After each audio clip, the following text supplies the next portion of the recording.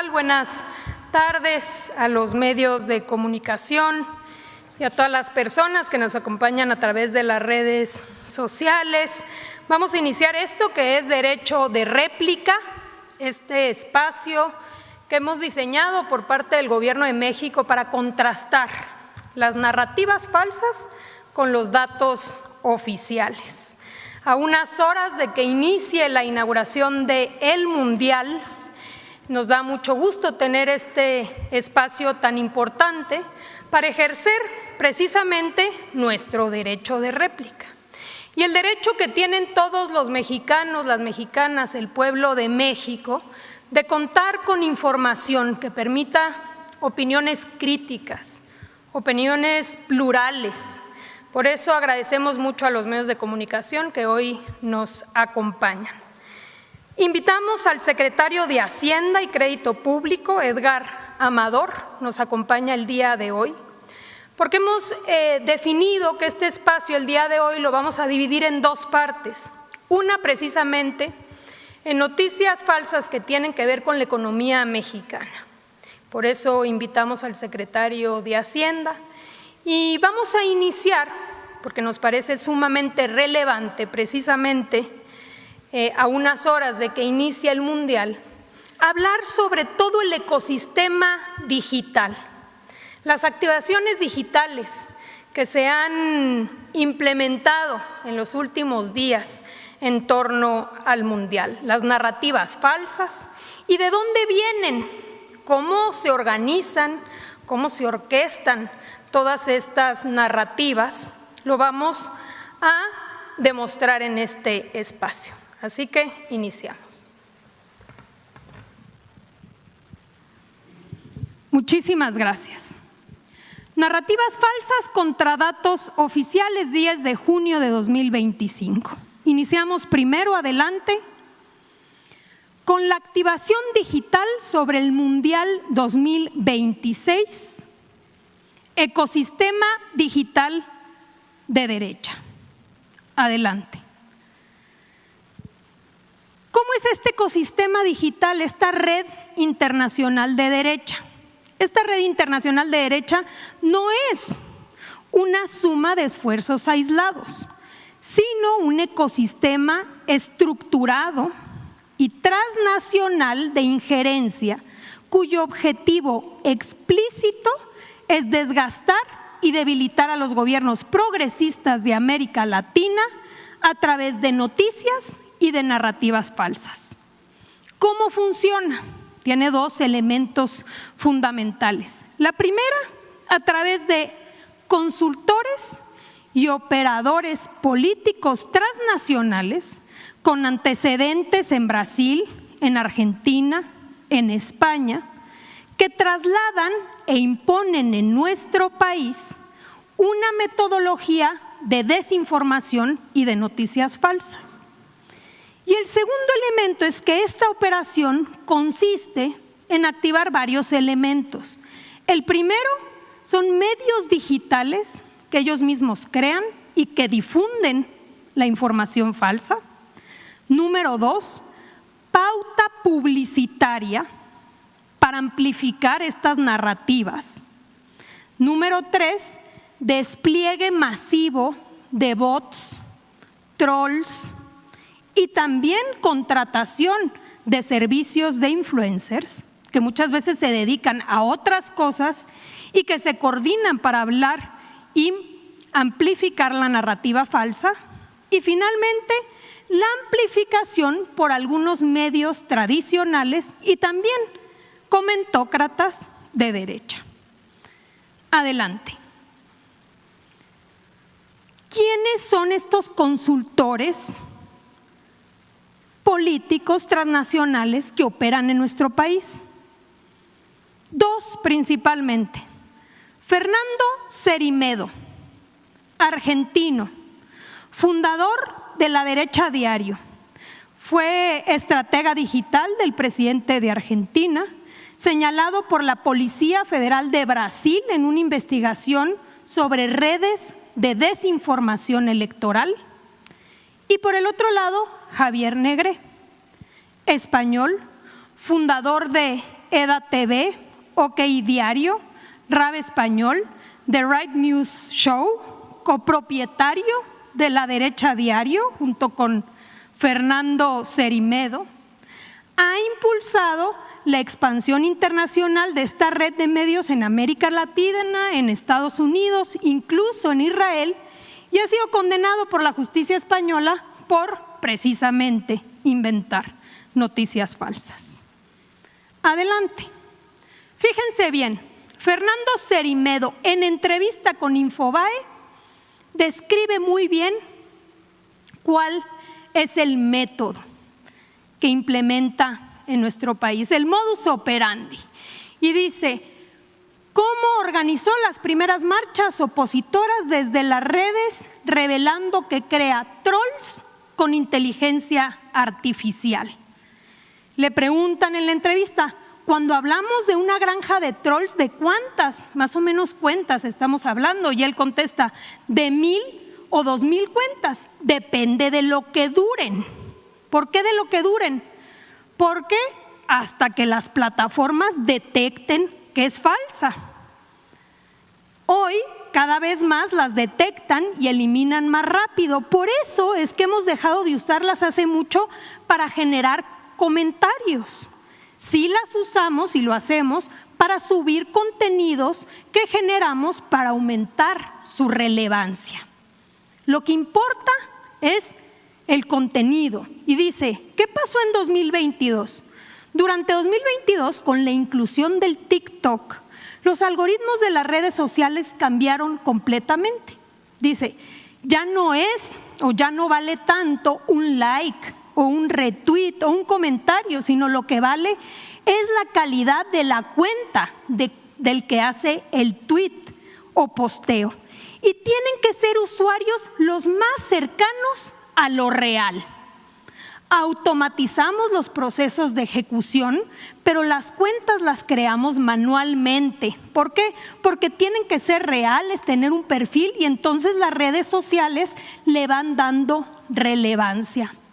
Es como hizo ahora Twitter. Si pagas la verificación de la cuenta, te da más relevancia porque dice, esta persona existe, aunque no exista. Entonces, pagan las verificaciones. Y luego dice, ¿cuántas más o menos cuentas tienes para ofrecer? Bueno, depende. Estamos cerca de las 50,000 solamente para el caso de Argentina. Ese es él hablando en Infobae. Adelante. Tenemos a Javier Negré. ¿Cómo llegaron a México? Es la pregunta. Aquí está un tuit del 30 de enero de 2025. El gran Ricardo Salinas Pliego me invitó, me pidió ayuda para dar la batalla contra los zurdos que gobiernan México. Tras muchas horas de trabajo en México, La Derecha Diario es realidad. Al valiente tío Richie no se le pudo decir que no, tampoco a los mexicanos de bien que piden prensa libre. Aquí la web. Y vamos a ver el video donde precisamente dice quién lo invita y cómo es que llegan a México. Adelante. Las amenazas que recibí después de que el señor Ricardo Salinas en CIPAC, Argentina, me invitase públicamente a dar la batalla cultural a los zurdos, a los narcos, hizo que yo sintiese la tentación de ir a México y empezar a informar sobre el terreno. No solo no nos vamos a ir de México, sino que vamos a redoblar la apuesta, vamos a invertir más que nunca en libertad de expresión en este país y acabo de llegar a un acuerdo con un medio muy conocido mexicano, muy viral en redes sociales, para invertir en ese medio y establecer las sinergias oportunas para llegar a toda la población de México, estado por estado. México es un país clave para que la libertad domine América Latina. Ahí está, diciendo cómo llega a México, adelante, y quién lo invitó. Ahora, una distinción importante entre los bots y los trolls para entender este fenómeno. ¿Qué son los bots? Son robots, no personas. Operan a través de teléfonos, y aquí está el video, conectados a computadoras con programación sistemática. Se identifican por patrones recurrentes. Por ejemplo, ¿cómo puedes identificar a los bots? Porque tienen nombres alfanuméricos, falta de información personal, y actividad altamente repetitiva. Suelen operar mediante retweets masivos, publicaciones automatizadas y el uso constante de hashtags para poder amplificar mensajes y aumentar su alcance. Actualmente hemos detectado 7 clústeres de bots que buscan posicionar hashtags y desprestigiar la imagen tanto de la presidenta de México, Claudia Sheinbaum Pardo, como del gobierno de México. Y que lo vamos a ver ahora, cómo se activan con ciertas narrativas ahora en el caso del Mundial. Aquí está el video de cómo se operan, están los teléfonos conectados a las computadoras y de manera automatizada van operando estas granjas de bots. Adelante. Por ejemplo, ¿cuáles son los hashtags que utiliza esta red? Narcopresidenta espuria Claudia. Y así masivamente empiezan a posicionar este hashtag. Presirvienta. Masivamente las cuentas que son alfanuméricos, oso 3339, y así puede encontrar uno en la red miles y miles de bots. Adelante. Ahora, los trolls. ¿Cuál es la diferencia entre unos y otros? A diferencia de los bots, los trolls son cuentas sin identidad, porque no podemos saber quiénes son, la gente no se identifica. Pero a diferencia de los bots, que solamente son automáticos y amplifican, aquí sí construyen narrativas y buscan incidir en la conversación mediante la generación de conflicto y activación emocional en los usuarios. Se meten para generar conflicto. Hemos detectado 86 cuentas que pueden clasificarse como trolls. De manera coordinada funcionan en contra de la presidenta de México y del gobierno de México. ¿Quiénes como ejemplos? El jefazo, Melissa Belli, la abuela García, Jack Espartano y Sugar Money Boy, entre otras 86 que se coordinan sobre las mismas narrativas. Adelante. Ahora bien, vamos a ver este ecosistema aplicado para el caso del Mundial. Activación digital sobre el Mundial 2026. ¿Cuál es la narrativa? México, Estado fallido, FIFA debe cancelar. Iniciamos con la derecha diario, ya dijimos quiénes son los dueños e invitados por quién y cuál es la narrativa que detonan. La FIFA debería cancelar el Mundial en México y reubicar todos los partidos a Estados Unidos. Nadie está seguro en un Estado fallido. Javier Negré. Ya lo avisé hace meses, no se puede celebrar un mundial en un narcoestado fallido. Es absurdo, aún se está a tiempo de evitar más ridículos a costa de más eventos graves. Y aquí, vergüenza mundial. La selección de Japón se va de México. Adelante. Fíjense bien, esta es la conversación digital. ¿Y cuáles son los nodos detonadores? Javier Negré, la derecha diario, inicia todo el ecosistema alrededor. Adelante. Ahora vean este mapa. La conversación generó más de 137,000 menciones por parte de 52,000 autores únicos, usuarios que comparten más de 20 veces el mismo contenido. A las 7 p.m. se registra un pico anómalo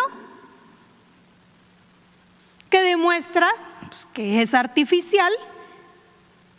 Y la red de bots fue activada desde puntos de granjas de bots, no solamente en México, en Estados Unidos, en España, en Venezuela, en Argentina incluso en países como Indonesia, Turquía o la India. Adelante. ¿Qué palabras utilizan? Estado fallido, México, Mundial 2026, narcopresidenta, violencia, infraestructura fallida, FIFA, narcoestado, crimen organizado, cárteles, cancelar mundial, tren ligero, México peligroso. Esta es la conversación difundida. Adelante. Obviamente, y como es parte de este ecosistema, se alimentan no solamente de bots y de trolls, sino también de comentócratas y a veces medios formales, tradicionales, que alimentan las narrativas. Aquí lo podemos ver. Pedro Ferriz, ¿cuánto más? México es un estado fallido que no puede garantizar la seguridad. José Díaz, igual, dice el activista político, aquí el mundial no debe jugarse en un estado fallido. Emilio Vallejo, lo mismo, esta es la imagen que México ofrece al exterior de cara al mundial, un estado fallido. Luis Pasos, la FIFA está activamente evaluando quitar Juegos del Mundial a México después del claro show tal. La misma narrativa. Adelante. Segundo tema a tratar el día de hoy. Inversión en México. Adelante. El Universal. Narrativa falsa. Encienden focos rojos, se estanca inversión en México. Y aquí podemos ver el tamaño de la difusión de esta información. Predomina el pesimismo. Adelante. ¿Qué dice la nota? Afirmación falsa.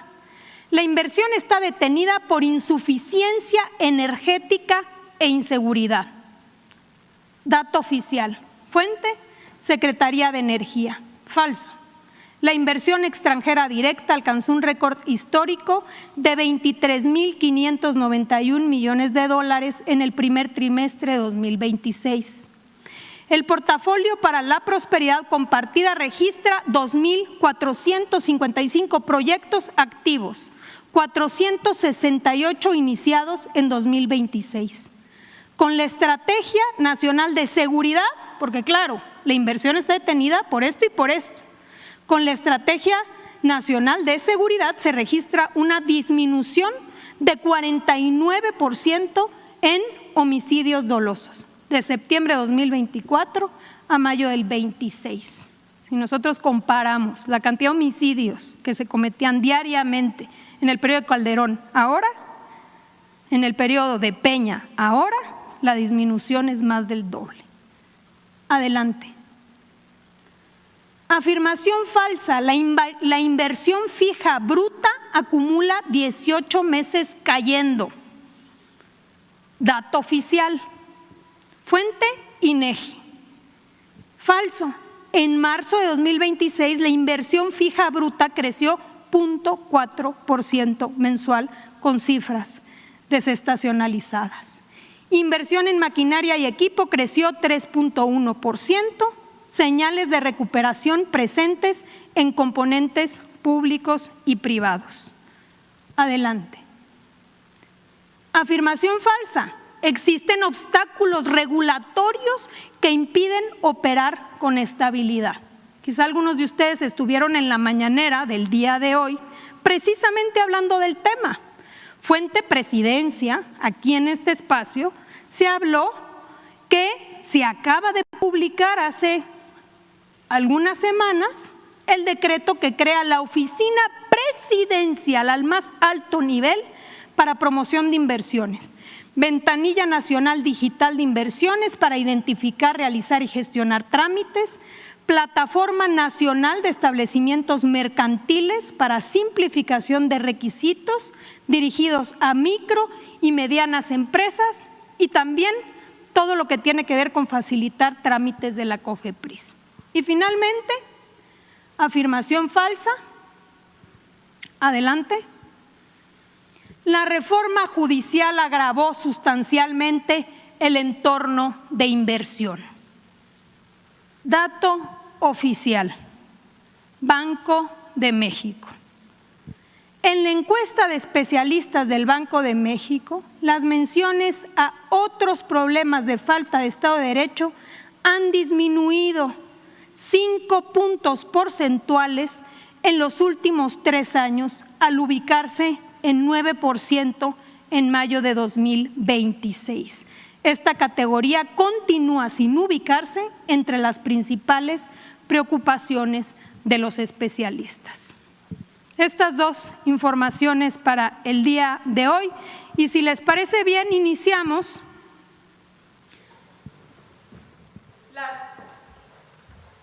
las preguntas de los medios de comunicación, iniciando con alguno que quiera iniciar con nuestro invitado, el secretario de Hacienda, para que él pueda exponer sobre la situación económica. Adelante. Sí, buenas tardes, consejera. Preguntarle al secretario de Hacienda, si me permite, sobre cómo está la situación de la economía en México. Efectivamente se han planteado estos datos que hoy mismo en la mañanera pues han expresado sobre la inversión, y quisiera en ese sentido saber cuál es la situación económica de nuestro país en el tema de crecimiento, si nos puede complementar más los datos sobre el momento en México.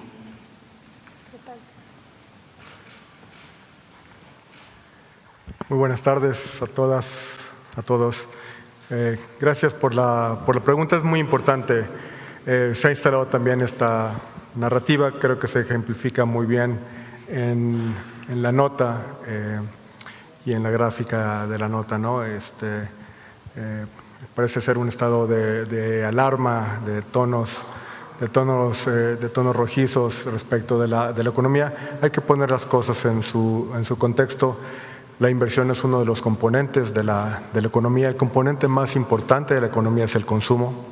El consumo creció 3.2% en el mes de marzo, de acuerdo con los datos publicados recientemente por el INEGI. El consumo, que representa la mayor parte de la demanda agregada en la economía, la mayor parte de la economía, tiene un componente muy sólido. El otro componente es el sector externo. Tuvimos un récord de exportaciones en el mes de abril, un superávit comercial que fue prácticamente 9 o 10 veces superior a lo que estimaban los analistas. Los analistas esperaban un superávit de 400 millones, fue un superávit de más de 4,000 millones de pesos en el mes de abril, con exportaciones superiores al 20%. Entonces, creo que esto no se tipifica como una situación de alerta, sino al contrario. Tenemos un crecimiento sólido en algunas de las variables principales, y en el tema de inversión, como mencionaba la consejera, tenemos una estrategia muy concreta, muy sólida, basada en la aprobación de la nueva ley de infraestructura y sus reglamentos para empujar la inversión productiva, tanto pública como mixta, y ahorita vamos a ver algunos datos que nos van a permitir, digamos, borrar un poco esta narrativa perniciosa respecto del estado de alerta de la economía. Preparamos aquí algunos datos y queremos cambiar un poco el tono de la narrativa también, porque es importante. Y está bien hacerlo así, digamos. Hay que ver los grandes agregados, el consumo, la inversión, la balanza comercial, los grandes números de la economía, pero queremos empezar con un conjunto de datos que muestran cómo está percibiendo la gente, la población en general, la situación de la economía. ¿Cuáles son las variables más importantes para la gente respecto de la economía, para las mexicanas y para los mexicanos? Vemos la gráfica del salario mínimo. ¿no? Esta gráfica creo que sí es más importante para nosotros, para nuestras familias, que los datos más agregados de inversión bruta de capital fijo, de depreciación, etcétera. Creo que esta sí representa un ingrediente que nos habla de cómo perciben la economía los y las mexicanas. El salario mínimo general tuvo un aumento de 13%, para ubicarse en 315 pesos diarios. Desde 2018 su poder adquisitivo, el poder de compra del salario mínimo se ha incrementado en más de 150%, fortaleciendo el ingreso laboral de los hogares, ¿no? Creo que sí, esto no califica como una luz roja, sino al contrario, es una luz verde. Creo que es una variable muy importante para las familias mexicanas. La siguiente, por favor. Las remuneraciones a los asalariados como porcentaje del Producto Interno Bruto. El Producto Interno Bruto se descompone en cuánto se va a utilidades, cuánto se va a salarios, cuánto se va a impuestos, cuánto se va a los distintos factores de la producción. Esto es histórico. Que las remuneraciones a asalariados representen el 30.5% del Producto Interno Bruto, significa que la economía está trabajando para las familias mexicanas, ¿no? Que una parte creciente de lo que se produce en el país va a los asalariados de este país.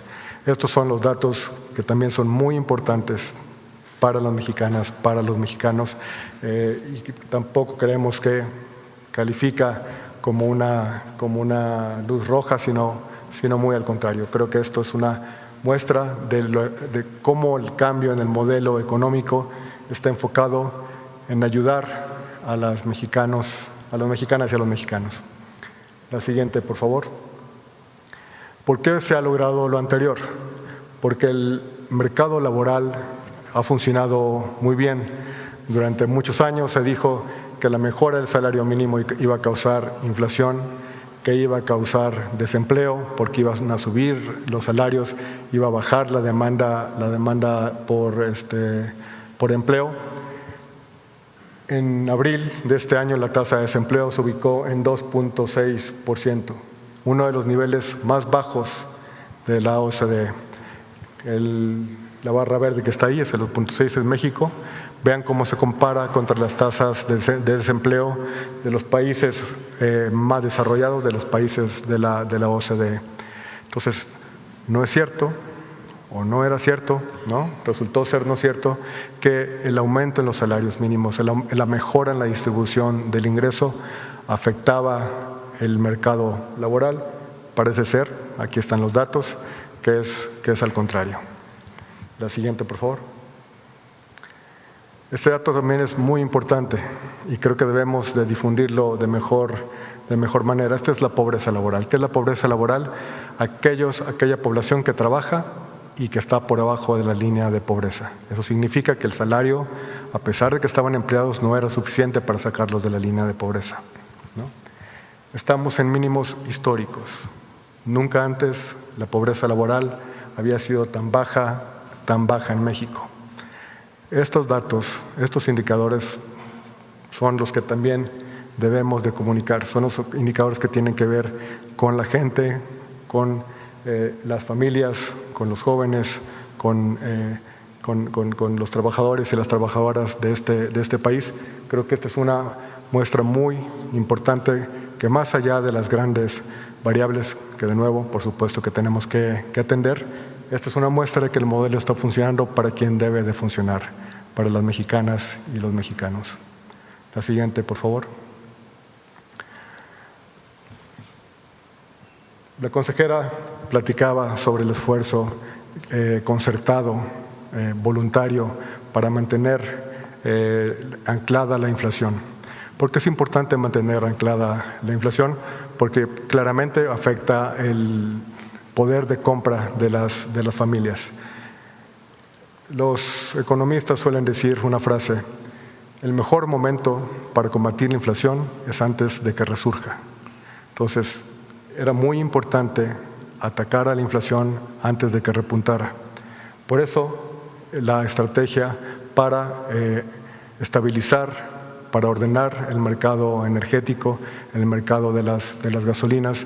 La gasolina regular se encuentra en promedio nacional 23.7, por abajo de los 24 pesos.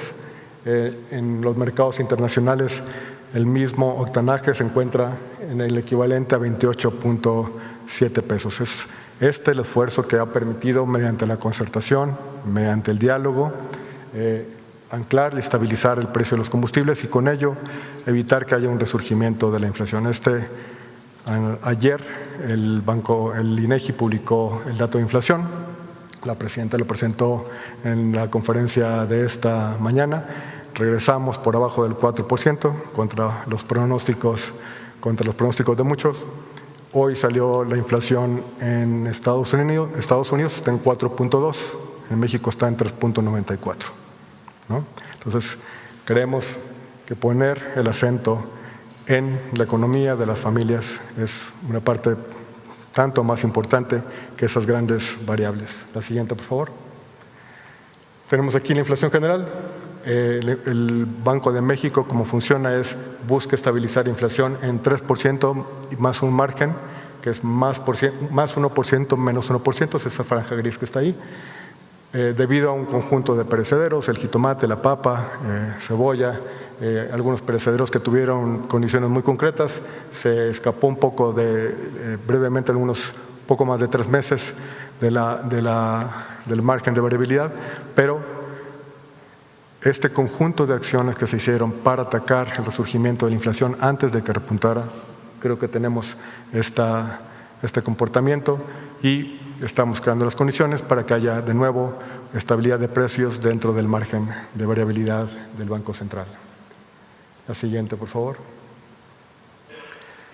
Creo que los equipos de la Secretaría de Economía, los compañeros encargados de la negociación comercial, directamente la presidenta, han tenido un logro muy importante. Estos son datos del US Census Bureau, la Oficina de Estadísticas de los Estados Unidos, que muestra el arancel efectivo, es decir, el efectivamente pagado por el comercio exterior de Estados Unidos con sus principales socios comerciales. México tiene, a pesar de el ruido y esta conversación, tiene uno de los aranceles efectivos más bajos en el mercado estadounidense, lo que ha ayudado a que nos convirtamos en el socio comercial más importante de los Estados Unidos. Siguiente, por favor. ¿Para qué nos ha ayudado este resultado? Vean los datos de exportaciones. Esto es el periodo de enero a abril para cada año. A pesar de la complejidad, de la recomposición de la política comercial de Norteamérica, la economía mexicana ha logrado de manera bastante exitosa, utilizando su flexibilidad, su competitividad, adecuarse, creo que muy bien, a las nuevas condiciones y muestra su capacidad competitiva, presentando récords históricos en estos números. No nada más vamos a marcar un hito histórico siendo el país que va a recibir la inauguración de la Copa del Mundo por tercera vez, sino también estamos estableciendo otros hitos históricos en exportaciones, en inversión extranjera directa, en reservas internacionales del Banco de México. La siguiente, por favor. Representamos el 16.9% de las importaciones de Estados Unidos. Somos el principal proveedor de los Estados Unidos, del mercado más grande del mundo. La que sigue, por favor. Representamos el 19% de las importaciones de electrónicos y el 35% de las importaciones automotrices de los Estados Unidos. Vean cómo nos comparamos contra Japón, por ejemplo, contra Canadá en autos, contra Taiwán, estamos por abajo de Taiwán. Vean cómo estamos contra Vietnam, contra Tailandia, ¿no? La economía mexicana tiene un sector manufacturero, productivo, muy especializado y que ha sido capaz de adaptarse y de sacar buenas oportunidades de estos retos recientes. La siguiente, por favor. Este número lo platicaba ya la consejera.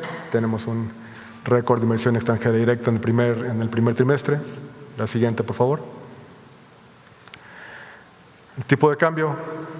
Si hubiera alguna percepción negativa, alarmista entre los inversionistas, el primero en reaccionar sería el tipo de cambio. Entonces, creo que el tipo de cambio, cada vez que ve titulares como los que vimos por ahí de algunos medios, se rasca un poco la cabeza y dice, no entiendo qué está pasando, ¿no? Creo que la percepción de tranquilidad, de estabilidad, de solidez de la economía mexicana se refleja en la estabilidad del tipo de cambio. Ha sido una de las monedas que más se han apreciado en contra del dólar norteamericano en los últimos 12 meses. Y creo que esto atestigua, digamos, la confianza que los inversionistas y en general los mercados tienen para la política del país. La que sigue, por favor. Y este es un índice quizá un poco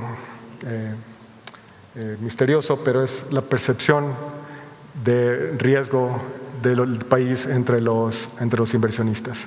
Entonces vean cómo está muy cerca de sus mínimos, muy lejos de mostrar alguna alerta, alguna percepción de preocupación respecto de todas las variables que se dicen. Creo que la tranquilidad con la que se desempeña este indicador muestra que las narrativas que buscan sembrar incertezas, dudas respecto de la estabilidad de la economía mexicana, pues no se corresponden con la percepción de los inversionistas. La siguiente, por favor. Y terminamos muy rápido respecto de este tema, este indicador que suele ser recurrente en algunos medios. La deuda pública como porcentaje del Producto Interno Bruto, que es la forma adecuada de medir. Si tomamos los valores nominales nos vamos a confundir, no sabemos qué tanto son 1,000 pesos, 10,000, 1 billón de pesos. ¿Cómo hacemos que esa cifra nos diga algo? Si la comparamos contra el Producto Interno Bruto, al cierre de abril del 26 estamos en 50% del PIB, que es la gráfica de la izquierda que compara la evolución. Estamos por abajo de años anteriores. Y es muy importante ver la otra gráfica, ¿no? Estamos bastante por debajo de niveles de naciones como Estados Unidos, como España, como Portugal, bastante por debajo de Brasil, que anda en 71% del PIB, por abajo de Israel. Estamos por abajo del promedio de América Latina. Entonces es muy importante ver en el contexto global para entender por qué los inversionistas, por qué los mercados ven con tranquilidad y estabilidad la perspectiva fiscal y la perspectiva económica del país. Entonces es muy importante. Agradezco mucho la oportunidad de la consejera y del equipo de comunicación para comunicar estos mensajes. Hay que transmitir la tranquilidad, la fuerte posición relativa de nuestra economía. Le agradezco, secretario. Agradecemos mucho al secretario, creemos que era muy importante por todas las narrativas que no se suscriben a la que aquí presentamos. Vamos, si les parece, allá atrás. Adelante. Muchas gracias y felicitar al compañero Hans Salazar con una respuesta del secretario de PowerPoint. Perfecto, no se había visto. Ojalá nos dé la oportunidad de leer su nota. Yo quisiera preguntar al secretario si es posible comparar peras con manzanas. Usted habló, consejera, sobre la inversión fija bruta. La inversión fija bruta, pues sabemos que es lo que nos dice qué tanto se invierte y tiene que ser en un periodo largo, en 18 meses. La noticia falsa señala que cayó 4%, o un porcentaje. Pero la cifra que usted nos da es de marzo de 2025. Entonces, quisiera saber si tienen las cifras del periodo completo para efectivamente poder hacer una comparación y saber si esa información está distorsionada o no es correcta. Muchas gracias. Soy Alejandro Alemán, de Diario Plaza Juárez y de Enlace Mexamérica. Gracias. La inversión fija bruta tiene muchos componentes, ¿no? Entre ellos maquinaria y equipo, que es lo que mostraron, ¿no? Y tiene muchas determinantes. Está la inversión en construcción, está la inversión residencial, la inversión no residencial. ¿Qué es lo que vimos en el inicio de este año? Tenemos varios efectos. Un efecto es que venimos de una base de comparación bastante elevada, ¿no? La conclusión de los proyectos de infraestructura en el sureste elevó el nivel de la inversión bruta fija y de la mayor parte de sus componentes. ¿Qué es lo que estamos viendo? Como la comparación son interanuales, estamos viendo una comparación contra bases bastante elevadas. Por eso estamos viendo ese efecto estadístico, ¿no? que se está ya corrigiendo, y como mostró la consejera y como ves en los últimos datos, vemos ya una reversión de la tendencia, sobre todo en el componente de construcción y en el de maquinaria y equipo. Dicho esto, nos interesa mucho ver hacia adelante la nueva ley y los vehículos de inversión, el portafolio de proyectos, donde tenemos 1.500 proyectos en donde los equipos encabezados por la presidenta, ella misma vio cada uno de esos proyectos, conforman un portafolio de 5.6 millones de pesos para el periodo de aquí al 2030. La instrumentación de esta ley, que requirió la aprobación y la publicación de su reglamento, que ocurrió hace 2 o 3 semanas, modificó el calendario de la inversión, pero ya están las licitaciones en curso y vamos a ver una estrategia muy ambiciosa en la inversión bruta fija por parte del gobierno federal y también en proyectos mixtos. Creo que lo que ejemplifica muy bien el interés y el apetito de los inversionistas por los proyectos mixtos es el proceso que hubo en CFE, que salieron con una convocatoria buscando 7 gigawatts y recibieron ofertas por 34. Asignaron un poco más de 8, pero recibieron 5 veces más de lo que habían solicitado. Esta estrategia de proyectos mixtos que se encuentra en la ley, creo que es una muestra, es una ilustración, un buen ejemplo del interés que están despertando ya entre las empresas, inversionistas, constructores, para incorporarse a este esfuerzo que va a ser muy importante, donde el 51% del portafolio va a ser justamente energía, ¿no? Entonces, nos cuesta trabajo cuadrar de repente que nos digan en algunas notas que el tema es energía. El 51% del portafolio de proyectos en marcha es justamente energía. Entonces, lo que estamos planteando es que empieza a subir, pues. Ese sería con esta cifra, sí, que sería en agosto, empieza a subir. Ojalá nos hubieran presentado el ciclo completo para ver lo que usted nos está explicando, que hubo una fuerte inversión y empezó a bajar porque esas inversiones ya no se dieron y que ahorita viene un ciclo nuevo. Un ciclo nuevo, pero entonces el punto es que sí va bajando la inversión fija bruta por la explicación que nos está dando, ¿es correcto? Correcto, si nos invita la consejera para la próxima, la traemos. Claro que sí, con mucho gusto. Vamos acá.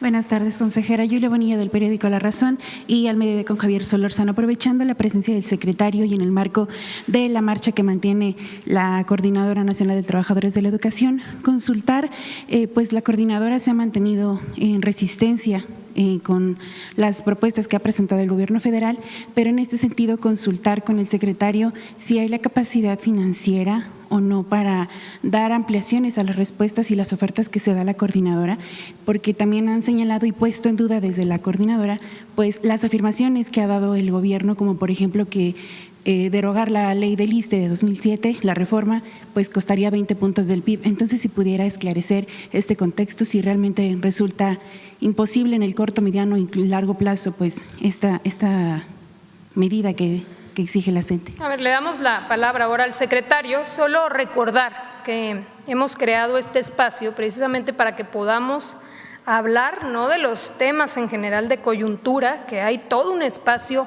todos los días en la mañana con la presidenta de México, que abre un diálogo circular precisamente para establecer posiciones desde la presidencia en todos los temas. Y este tema pues ha sido un tema recurrente que se ha tocado y preguntado con la titular del Ejecutivo, y obviamente ella es la que lleva la posición. Como sabemos, también hay una mesa de negociación aparte de la secretaria de Gobernación y el secretario de Educación Pública. De todas maneras le paso la palabra, pero sí la idea de este espacio es poder pues establecer que las preguntas estén en torno a lo que aquí estamos presentando. ¿Por qué es importante señalar esto? Porque vamos a ir invitando a los diferentes titulares para que se pueda dar incluso hasta debate sobre temas que se presentan como noticias falsas en los medios de información, y que nosotros establecemos un método para señalar nuestro derecho de réplica. Pero adelante, secretario. Gracias, consejera. Sí, ¿no? Sobre el tema, ¿no? Yo respondería que el efecto de atender dicha propuesta pues no se encuentra contemplado en el presupuesto de este año, ni en la programación, digamos, para la programación de los siguientes años. Deberíamos, en su caso, hacer ese ejercicio, pero las órdenes de magnitud de esa propuesta son las que se han mencionado en este espacio.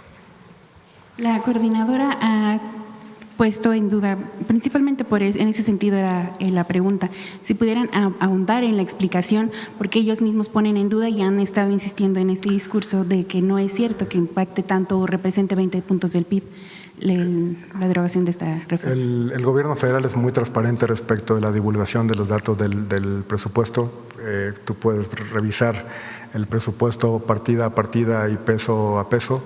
Entonces creo que es muy fácil inferir, digamos, los posibles efectos checando las órdenes de magnitud que están en el presupuesto. Gracias. Adelante. Y luego vamos acá a la derecha, que ya los dejamos. Gracias. Buenas tardes. Daryl Rodríguez, de la revista Contralínea.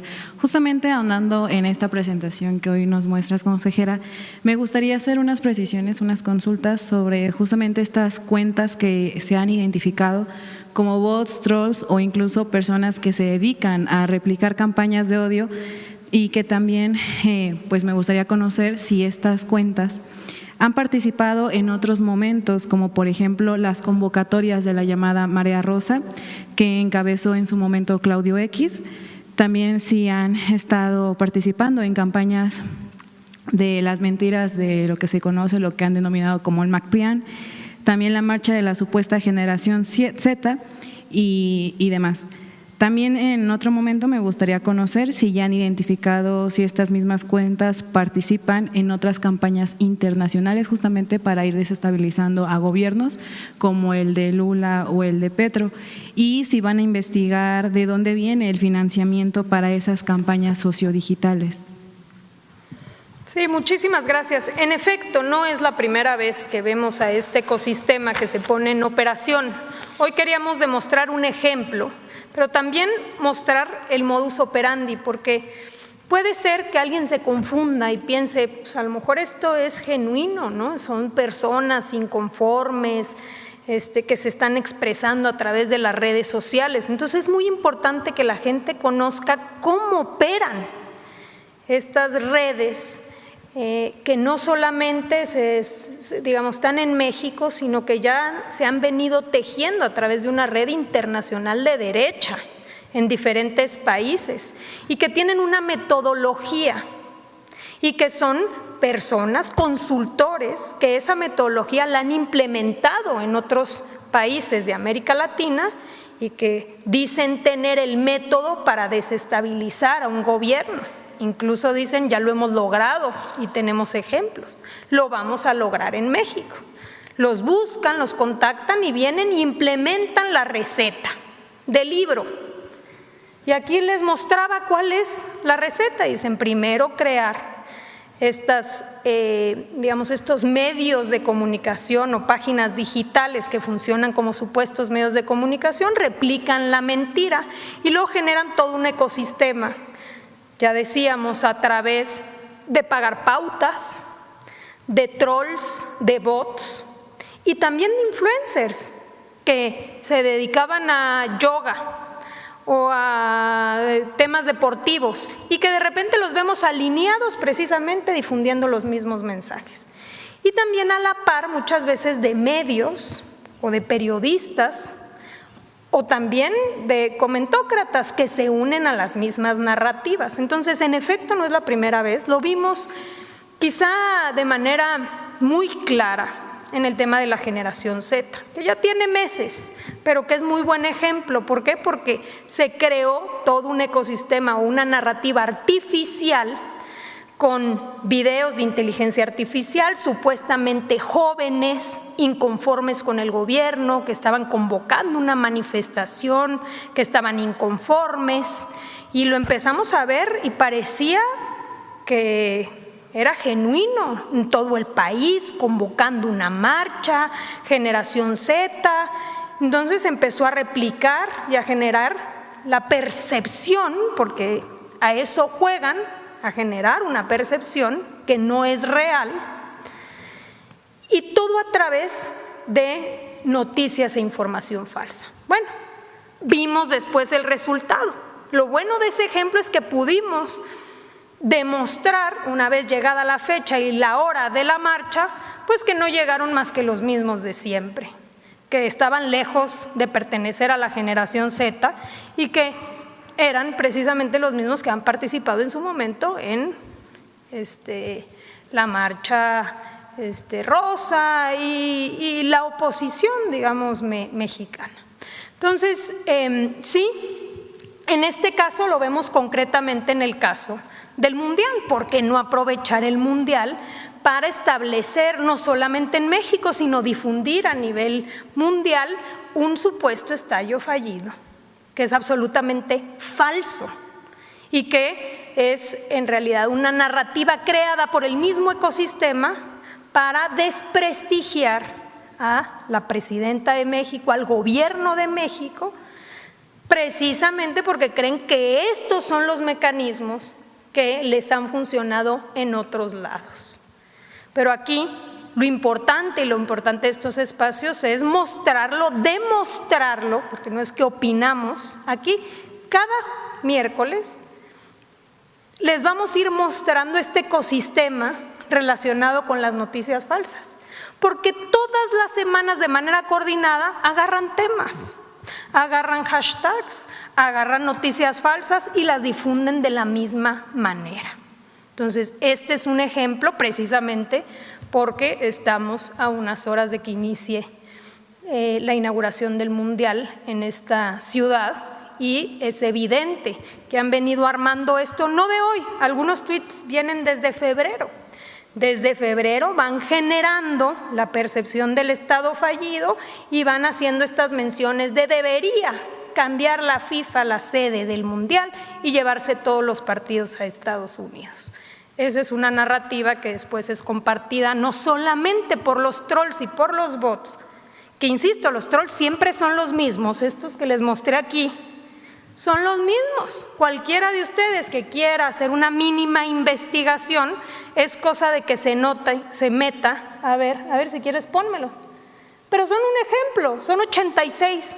Pero cualquiera de ustedes que se meta a ver qué difunden estas cuentas y absolutamente todos los días, a todas horas, difunden información en contra del gobierno y de la presidenta como generadores de contenido, porque no son bots, son trolls, no se sabe quiénes son, no hay identidad, eso sí, todas verificadas, porque ya escuchamos al estratega que dice, de lo que se trata es que parezcan reales, humanizar las cuentas, ya no, el algoritmo ya no premia cuando es evidente que se trata de cuentas falsas. Entonces ahora el trabajo de ellos ha consistido en tratar de humanizar cada vez más. Y sí habrá esta investigación al financiamiento que ya está operando en este tipo de campañas. Y justo con lo que menciona sobre los bots y los trolls, ¿no han evaluado la posibilidad de que pueda haber una alianza con las plataformas digitales, por ejemplo Meta o X, para que en su momento se le dé mayor agilidad a la identificación de estas cuentas y con ello se baje pues estas cuentas que al final le terminan replicando puras mentiras y que no son reales? Pues quizá habría que evaluar, porque también habría que evaluar qué tanto tiempo y recursos se tiene que estar invirtiendo para bajar estas cuentas que ellos al día siguiente vuelven a crear. Entonces, ¿qué tanto vale la pena una lucha de esa naturaleza? Es como, ¿por qué no crear bots? O porque no se trata de esa guerra, sino de lo que se trata precisamente es de evidenciar el fenómeno, porque entonces ya es distinto. Quien ve algo en redes y empieza a ver un hashtag, está en tendencia a tal cosa.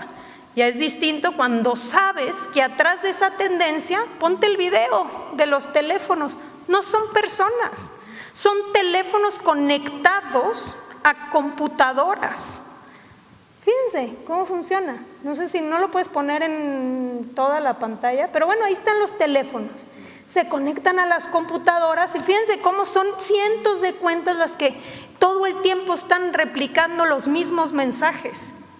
Y claro, las mismas plataformas se han venido complejizando diciendo, bueno, si es el mismo fenómeno o no hay contenido adicional y solamente retuitea y tal, entonces lo que tú dices, podrías denunciarla y ellos evaluarla y bajarla.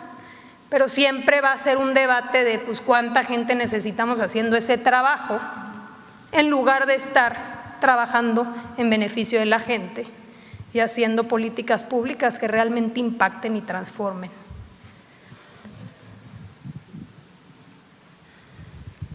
Buenas tardes, consejera. Buenas tardes, secretario.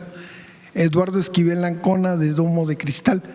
Yo le quisiera preguntar, ante estos números, se me hace injusto que Standard & Poor's degradara la calificación de la deuda soberana de México. ¿Qué piensa usted por qué Standard & Poor's hace esta degradación cuando la economía pues está bien, está estable, el déficit fiscal ha bajado en este gobierno? En el 2025 los ingresos fiscales aumentaron, solo a aduanas aumentó 25%, ¿no? La recaudación en aduana. ¿Qué es lo que piensa usted de que por qué se degradó la calificación de la deuda soberana de México? Muchas gracias por la pregunta. A ver, no estamos de acuerdo y se lo dijimos a la calificadora. Justamente venimos de un esfuerzo inédito. El primer año de la administración de la presidenta Sheinbaum se llevó a cabo una reducción en el déficit fiscal de 1.5 puntos porcentuales del PIB. Esa es la reducción más amplia en más de 3 décadas. Fue incluso superior a la que ocurrió, por ejemplo, en el 95, después del choque de la moneda. ¿En qué condiciones se dio aquel ajuste? El desempleo subió arriba del 10%, hubo una devaluación catastrófica del peso mexicano, hubo una reducción de la estructura del gobierno, es decir, hubo un choque económico muy fuerte, ¿no? En esta ocasión se pudo realizar esta reducción tan importante en el déficit público en condiciones de una economía en crecimiento, con empleo en crecimiento, con aumento en los salarios, en las remuneraciones, con el tipo de cambio apreciándose, ¿no? Entonces, se logró un ajuste muy ordenado del déficit público, que era el compromiso que la presidenta había asumido, y subimos los ingresos tributarios como parte del PIB a 15.2%, de nuevo es un máximo histórico. Hicimos grandes esfuerzos del lado de la recaudación, grandes esfuerzos del lado del gasto, se tradujo en una reducción inédita del déficit público. Y bueno, pues así se reaccionó por parte de las calificadoras, ellos tendrán su metodología, nos cuesta trabajo encontrar la racionalidad detrás de esta aseveración. Más allá de esto, nuestro compromiso es con la estabilidad fiscal del país. Mantenemos el compromiso de mantener finanzas públicas sanas, métricas de deuda y de déficit estables. ¿Qué quiere decir estables? ¿Qué quiere decir sostenibles? Que no representen una carga para la economía ni para los mexicanos, ¿no? Que la política fiscal del país ayude a la economía de los mexicanos y que no sea una carga para la economía familiar.